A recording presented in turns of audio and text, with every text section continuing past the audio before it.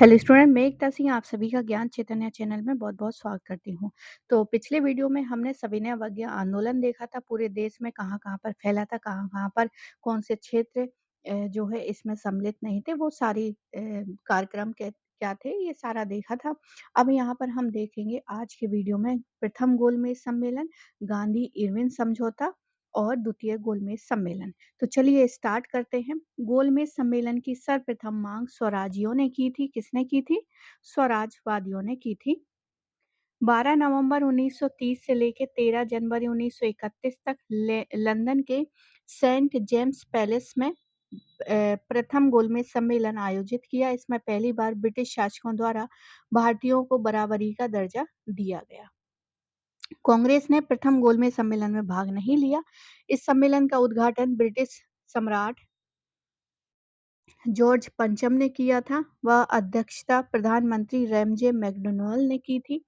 इस समय गांधी इरविन भारत के वायसराय थे। तो ये कुछ इंपॉर्टेंट फैक्ट है कि यहाँ उद्घाटन किसने किया? जॉर्ज पंचम में। प्रधानमंत्री कौन थे इंग्लैंड के? Ramsay McDonald. भारत के वायसराय कौन थे? Lord Irwin. सम्मेलन में भाग लेने वाले प्रमुख नेता कौन-कौन से थे? तो तेज बहादुर सप्रू, श्रीनिवास शास्त्री, जिन्ना, मोहम्मद शफी, मोहम्मद अली, डॉक्टर भीमराव अंबेडकर, इन्होंने तो तीनों में ही भाग लिया था। जयकर, होमी मोदी, मुंजे, आगा खान, चिंतामणि, फजलुक हक और सुंदर सिंह मजीठिया आदि इसमें सम्मिलित हुए थे।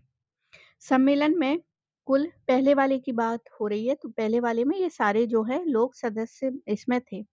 सम्मेलन में कुल जो है 89 सदस्य थे, जिसमें 13 ब्रिटिश राजनीतिक दलों के बाद 76 भारतीय थे और जिनमें 16 भारतीय रियासतों के नरेश एवं उनके प्रतिनिधि थे। इसमें बीजी मुंजे और आर जयकर हिंदू महासभा के प्रतिनिधि थे। तो ये काफ़ी इम्पोर्टेंट है। हिंदू महासभा के प्रतिनिधि कौन-कौन थे, जिन्होंने जो है प्रथम गोलमेज सम्मेलन में भाग लिया था? तो मुंजे हो गए, वी.एस. मुंजे और एम.आर. जयकर। प्रथम गोलमेज सम्मेलन में सिखों के प्रतिनिधि सरदार जो है उज्जवल सिंह थे। तेज बहादुर सप्रू, सी.वाई. चिंतामणि और Srinivas Sastri Indian National Liberal Federation के प्रतिनिधि थे। भारतीय ईसाइयों की तरफ से के.टी. पॉल प्रतिनिधि थे। प्रथम गोलमेज सम्मेलन में राजस्थान के 3 शासक बीकानेर के महाराजा गंगा सिंह, धौलपुर के उदय भानु सिंह और अलवर के शासक जयसिंह ने भाग लिया था। अब देखते हैं गांधी-इरविन समझौता 1931 में 26 जनवरी 1931 को गांधी जी जेल से बिना शर्त रिहा कर दिए गए। तेज बहादुर सप्रू व जयकर के प्रयासों से गांधी और इरविन के बीच जो है 5 मार्च 1931 को दिल्ली में समझौता हुआ। इसलिए गांधी इरविन समझौते को दिल्ली समझौता भी कहा जाता है। गांधी इरविन समझौते की कुछ शर्तें थी। क्या-क्या शर्तें थी? तो यहाँ पर देखते हैं। कांग्रेस सविनय अवज्ञा आंदोलन स्थगित करने को तैयार हो जाए। कांग्रेस इस आधार पर द्वितीय गोलमेज सम्मेलन में सम्मिलित होने को तैयार हुई कि सम्मेलन में पेश किए जाने वाला संवैधानिक सुधार, संघीय व्यवस्था, उत्तरदायित्वपूर्ण शासन तथा भारत के हित को देखते हुए प्रतिरक्षा, विदेशी मामले, अल्पसंख्यकों के जुड़े मामलों में सुधारात्मक या आरक्षात्मक व्यवस्था पर आधारित होता था। तीसरा है, जिन राजनीतिक कैदियों के विरुद्ध हिंसा का आरोप नहीं था, उनको रिहा करने का आदेश दिया गया। विदेशी वस्त्रों व शराब की दुकानों पर शांतिपूर्ण धरना देने के अधिकार जो है दिए गए की बात की गई। समुद्री तटीय प्रदेशों में बिना नमक कर दिए नमक बनाने की अनुमति दी गई। मतलब अनुमति मांगी गई, दी गई कहाँ भी, तो ये शर्तें हैं। छठवां है, आपातकालीन अध्यादेश वापस ले लिया जाए व जब्त की गई संपत्ति वापस दे दी जाए। कांग्रेस केवल ब्रिटिश शासन का बहिष्कार नहीं करेगी, बल्कि लेकिन विदेशी माल का बहिष्कार की स्वतंत्रता रहेगी। तो गांधी-इरविन समझौते का सबसे मुखर विरोध जो है यूसुफ मेहर अली, इसको बिल्कुल याद कर लेना है, क्योंकि विरोध अक्सर एग्जाम में हमें जो है पूछा जाता है, तो इसको याद रखें। यूसुफ मेहर अली ने गांधी-इरविन समझौते का जो है इसका जो है विरोध किया था, यूसुफ मेहर अली। जमुना दास मेहता और स्वामी गोविंदानंद ने भी समझौते का विरोध किया था।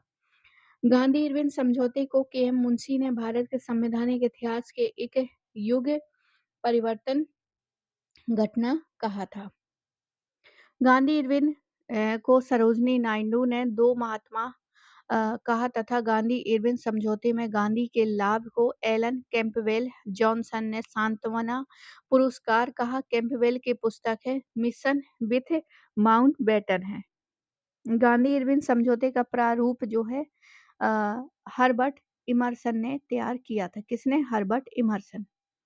हर्बर्ट इमर्सन ने, तो बहुत इंपॉर्टेंट है, इसी तरह के जो है क्वेश्चन पूछे जाते हैं। Herbert Emerson. आगे देखते हैं कराची अधिवेशन 1931। गांधी-इरविन समझौते में भगत सिंह, सुखदेव व राजगुरु की रिहाई के बारे में कुछ भी नहीं कहा गया और 31 मार्च 1931 को भगत सिंह, सुखदेव व राजगुरु को फांसी दी गई। इस बारे में गांधी जी की भूमिका की हमेशा आलोचना होती रही है। आगे देखते हैं 23 मार्च को इन तीनों वीरों को ही फांसी पर लटका दिया गया। कौन-कौन? भगत सिंह, सुखदेव और राजगुरु को। और अब इनको क्यों फांसी पर लटका दिया गया? क्योंकि अब यहाँ पर देखिए जो भी गांधी जी की शर्तें थी, तो उसमें था कि अगर किसी हिंसात्मक उसमें है तो बिना हिंसात्मक अगर किसी का वो चल रहा है तो उनको रिहा कर दिया जाए। पर इनका जो है हिंसात्मक रूप से ये लिप्त थे, इसलिए इनको जो है नहीं छोड़ा गया था। इसलिए इनका जो है विरोध होता है कि गांधी जी ने नहीं बचाया, इस तरह की बातें। केंद्रीय विधानसभा के विपक्ष के नेता सर अब्दुल रहीम तथा स्वतंत्र दल के उपाध्यक्ष कावस जी जहांगीर ने विरोध प्रकट करने के लिए सभा के बहिर्गमन किया। दुखी और क्षुब्ध जवाहरलाल नेहरू ने कहा कि भगत सिंह का शव हमारे और इंग्लैंड के बीच क्या है? खड़ा रहेगा। आगे देखते हैं जब गांधी कराची अधिवेशन में भाग लेने के लिए पहुंचे, तब उनके विरुद्ध जो है प्रदर्शन हुए और उन्हें काले झंडे दिखाए गए। नौजवान सभा ने भी काले झंडे दिखाए और गांधी वापस जाओ के जो है नारे लगाए थे। गांधी-इरविन समझौते का 26 से 29 मार्च 1931 के कांग्रेस के कराची अधिवेशन के अनुमोदन किया गया। गांधी-इरविन समझौते के अनुमोदन का प्रस्ताव कराची अधिवेशन में जवाहरलाल नेहरू ने रखा था। इसकी अध्यक्षता सरदार वल्लभ भाई पटेल ने की थी। जवाहरलाल नेहरू ने कराची अधिवेशन में मौलिक अधिकारों तथा और राष्ट्रीय आर्थिक कार्यक्रमों के बारे में प्रस्ताव पारित किए गए। मौलिक अधिकारों के प्रस्तावों का प्रारूप जवाहरलाल नेहरू ने तैयार किया। कराची प्रस्ताव के कई सामाजिक एवं आर्थिक अधिकारों को संविधान के नीति निर्देशक सिद्धांतों में स्थान मिला। कांग्रेस का कराची प्रस्ताव कांग्रेस की मूलभूत राजनीति व आर्थिक नीतियों का दस्तावेज था, जो बाद के वर्षों में भी निरंतर बरकरार रहा। कराची अधिवेशन 1931 में गांधी जी ने कहा कि गांधी मर सकता है लेकिन गांधीवाद सदा जीवित रहेगा। कराची अधिवेशन 1931 को सुभाष चंद्र बोस ने महात्मा गांधी की लोकप्रियता और सम्मान की पराकाष्ठ माना है। अब आते हैं द्वितीय गोलमेज सम्मेलन। याद रखिए पहला गोलमेज सम्मेलन, फिर उसके बाद गांधी इरविन समझौता, फिर उसके बाद जो है कराची अधिवेशन, फिर आता है द्वितीय गोलमेज सम्मेलन। तो अगर किसी को डेट नहीं याद हो तो फिर भी घटनाओं को एक अगर क्रम में याद रखेंगे तब भी हमारे जो क्रम में रखने वाले क्वेश्चन है वो भी जो है आसानी से सॉल्व हो जाएंगे। तो द्वितीय गोलमेज सम्मेलन 7 सितंबर 1931 से 1 दिसंबर 1931 का टाइम पीरियड रहता है इसका। गांधी जी एस राजपूताना नामक जहाज, तो जहाज का नाम भी याद रखना है, कई बार टीजीटी पीजीटी में पूछा जाता है। साथ में गांधी जी के सचिव महादेव देसाई, इसमें कुल 111 सदस्यों ने भाग लिया था। द्वितीय गोलमेज सम्मेलन में अंबेडकर, मोहम्मद इकबाल, मदन मोहन मालवीय, अली इमाम, घनश्याम बिरला और एस के दत्ता ने भी भाग लिया था। अंबेडकर एस कंटेरोसी रो रोसो अंबेडकर, अब राजपूताना एस राजपूताना से तो गांधी जी गए थे। अंबेडकर जो है एस कंटेरोसी नामक जहाज से सवार होकर गोलमेज सम्मेलन में भाग लेने पहुंचे थे। सरोजनी नायडू व मदन मोहन मालवीय को कांग्रेस ने भी अपनी तरफ से सम्मेलन में भाग लेने के लिए मनोनीत किया था। किसको? सरोजनी नायडू और मदन मोहन मालवीय, किंतु दोनों ही गवर्नर जनरल के विशेष प्रतिनिधि के रूप में शामिल हुए। द्वितीय गोलमेज सम्मेलन में एनी बेसेंट, सरोजिनी नायडू, बेगम सहवाज, सुब्रमण्यन आदि महिलाओं ने भाग लिया एवं महिलाओं का प्रतिनिधित्व किया था। लंदन में दूसरे गोलमेज सम्मेलन में कांग्रेस के एकमात्र प्रतिनिधि के रूप में गांधी जी ने हिस्सा लिया। ये सम्मेलन भी सेंट जेम्स पैलेस में हुआ, जबकि गांधी जी ने किंग्सले हॉल में जो है ठहरे हुए थे। ये भी याद रखना है। आगे देखते हैं, चर्चिल ने गांधी जी को देशद्रोही फकीर कहा व ब्रिटिश सरकार की गांधी को अपने बराबर का दर्जा देने के लिए आलोचना की थी। आगे देखते हैं, लंदन में सेंट जेम्स पैलेस की सीढ़ियों से उतरते हुए गांधी जी को ब्रिटिश नागरिक फ्रैंक मॉरिस ने अर्धनंगा फकीर कहा है। तो फ्रैंक मॉरिस ने अर्धनंगा फकीर कहा है। ये याद रखने वाली बात है। फ्रैंक मॉरिस ने, यहाँ से क्वेश्चन यूजीसी नेट ने पूछा है।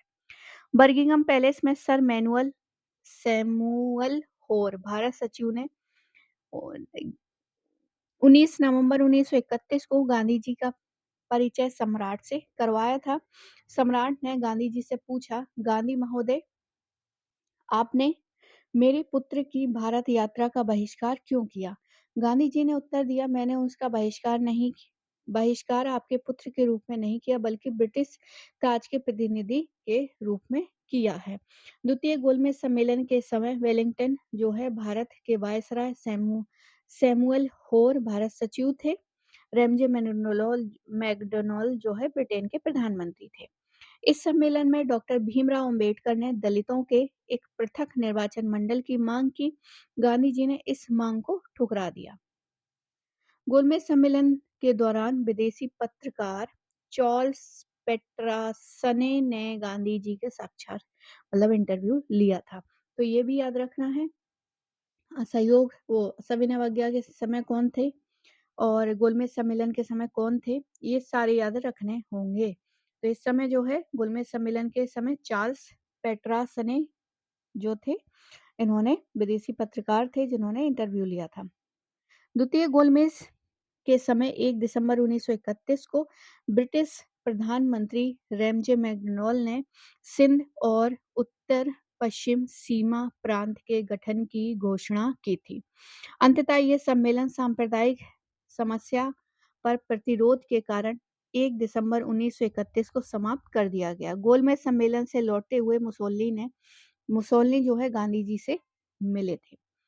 28 दिसंबर 1931 को गांधी जी ने बंबई वापस आने पर कहा कि वे खाली हाथ लौटे हैं, पर जो ध्वज उन्हें सौंपा गया था उन्हें उसे नीचे नहीं होने दिया और उसके सम्मान के साथ समझौता नहीं किया। अब बात करते हैं द्वितीय सविनय आंदोलन। जब उनकी बातें नहीं मानी तो दोबारा से क्या सविनय अवज्ञा आंदोलन स्टार्ट हो जाएगा। 1932 से लेकर 34 तक चलता है ये। वापस आने के बाद गांधी जी ने वायसराय विलिंगटन से मिलना चाहा, लेकिन वायसराय ने मिलने से मना कर दिया। लॉर्ड विलिंगटन ने अपनी बहन को लिखे एक निजी खत में लिखा है कि अगर गांधी ना होते तो यह दुनिया वाकई बहुत खूबसूरत होती। ये विलिंगटन का कथन है। गांधी इरविन समझौते को भी सरकार ने रद्द कर दिया, अतः गांधी जी को द्वितीय सविनय अवज्ञा आंदोलन शुरू करने की घोषणा करनी पड़ी। 1 जनवरी 1923 को कांग्रेस ने सविनय अवज्ञा आंदोलन को फिर से शुरू करने का निर्णय लिया। सरकार ने फिर से कांग्रेस को गैर सरकारी कानूनी संस्था घोषित कर दी। सरकार ने आपातकालीन शक्तियों का प्रयोग कर कई अध्यादेश निकाले और इसे जो है अध्यादेश शासन कहते हैं। 8 मई 1933 को गांधी जी ने सविनय अवज्ञा को 12 सप्ताहों के लिए स्थगित कर दिया। 1 अगस्त 1933 को गांधी जी ने व्यक्तिगत सविनय अवज्ञा आंदोलन शुरू किया। आगे देखते हैं, 1933 में सुभाष चंद्र बोस और विट्ठल भाई पटेल ने गांधी जी को राजनीतिक नेता के रूप में असफल घोषित कर दिया। भीमराव अंबेडकर ने महात्मा गांधी क्षणिक भूत की तरह धूल उड़ाते हैं, स्तर नहीं उठाते, ये भीमराव अंबेडकर ने कहा है। जनवरी 1934 में बिहार में आए भूकंप के बारे में गांधी जी ने कहा कि ये सवर्ण हिंदुओं को के पापों का दैवीय दंड है। पटना में मई जो है 1934 में कांग्रेस ने सविनय अवज्ञा आंदोलन वापस ले लिया गया। तो याद रखिए 34 में पटना में लिया गया था। 25 जून 1934 को पूना में गांधी जी की कार पर बम फेंका गया और अक्टूबर 1934 में ही गांधी जी ने कांग्रेस की सदस्यता त्याग कर सक्रिय राजनीति से संन्यास ले लिया। वह हरिजन उत्थान के कार्यक्रम में भाग में लेने लग गए। रचनात्मक कार्यों को महत्व दिया। बंगाल के आईजी ने कहा, मुझे इस बात का अंदाजा नहीं था कि कांग्रेस को इस प्रकार से अज्ञानी व गवार लोगों को सहयोग मिलेगा। तो ये थी कुछ असहयोग आंदोलन की पूरी कहानी। तो आई होप आपको ये जो है पहला गोलमेज सम्मेलन, फिर गांधी इरविन समझौता के बाद कराची सम्मेलन और फिर उसके बाद जो है द्वितीय गोलमेज सम्मेलन और और फिर उसके बाद दोबारा से असहयोग आंदोलन। तो ये आज हमने पढ़ा। तो अगले हम देखेंगे छोटे-छोटे जैसे अब जो चूँकि गांधी जी जो है वो रचनात्मक कार्य में लग जाएँगे, तो रचनात्मक कार्यों से संबंधित जो घटनाएँ घटी हैं उसको हम अगले वीडियो में देखेंगे। तो आई होप आपको ये वीडियो पसंद आया होगा। पसंद आया हो तो प्लीज़ लाइक करें, शेयर करें, सब्सक्राइब करें। मिलते हैं हम अगले वीडियो में। पूरा वीडियो देखने के लिए आप सभी का बहुत-बहुत धन्यवाद।